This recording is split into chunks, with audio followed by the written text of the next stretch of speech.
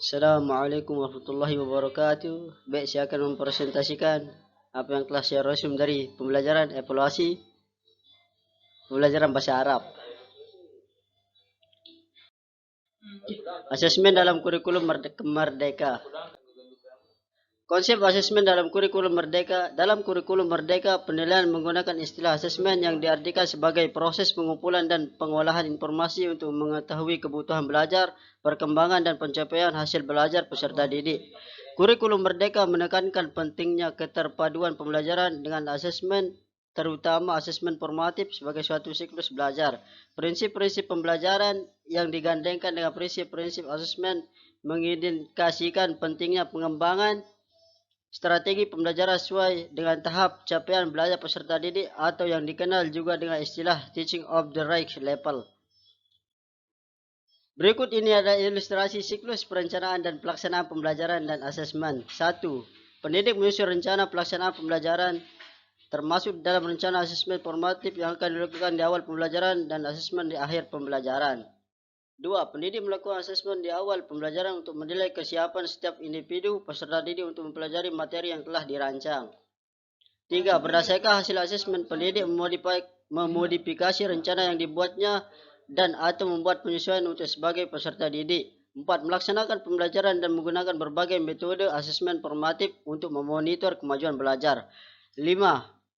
Melaksanakan asesmen di akhir pembelajaran untuk mengetahui ketercapaian tujuan pembelajaran. Asesmen ini dapat digunakan sebagai asesmen awal pada pembelajaran berikutnya. Prinsip-prinsip asesmen pembelajaran. Asesmen merupakan bagian terpadu dari proses pembelajaran, fasilitasi pembelajaran, dan penyediaan informasi yang holistik sebagai umpan balik untuk pendidik, peserta didik, dan orang tua atau wali agar dapat membantu mereka dalam menentukan strategi pembelajaran selanjutnya.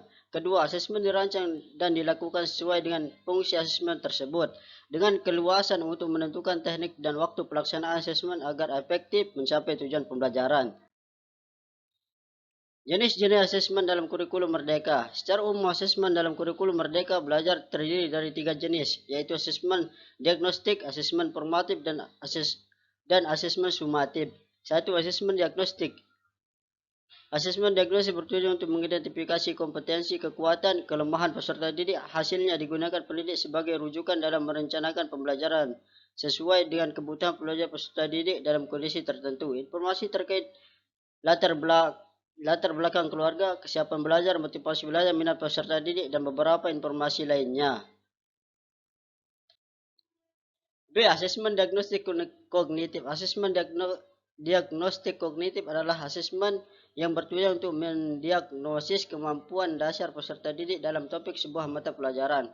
Asesmen diagnostik juga bertujuan untuk mengidentifikasi capaian kompetensi peserta didik, menyesuaikan pembelajaran di kelas dengan kompetensi rata-rata peserta didik, dan memberikan kelas remedial atau kelas tambahan kepada peserta didik yang kompetensinya di bawah rata-rata. C. Merencanakan asesmen pembelajaran. Apabila pendidik menggunakan modul ajar yang disediakan, maka ia tidak perlu membuat perencanaan asesmen. Namun bagi pendidik yang mengembangkan sendiri rencana pelaksanaan pembelajaran dan modul ajar, maka dia perlu merencanakan asesmen formatif yang akan digunakan. Penyusun instrumen penilaian. 1. Tes tertulis. Tes tertulis dapat dirumuskan dalam bentuk tes objektif maupun tes subjektif.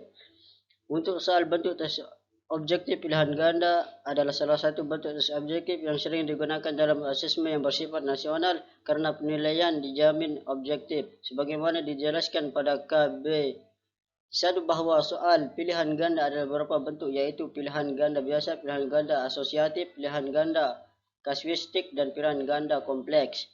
2. Penilaian sikap efektif. Sikap adalah perasaan suka atau tidak suka yang terkait dengan seseorang dan merespon suatu objek. Sikap merupakan ekspresi atau pandangan hidup yang dimiliki oleh seseorang. Sikap dapat diberikan terjadinya perilaku atau tindakan yang diinginkan. Sekian dan terima kasih. Assalamualaikum warahmatullahi wabarakatuh.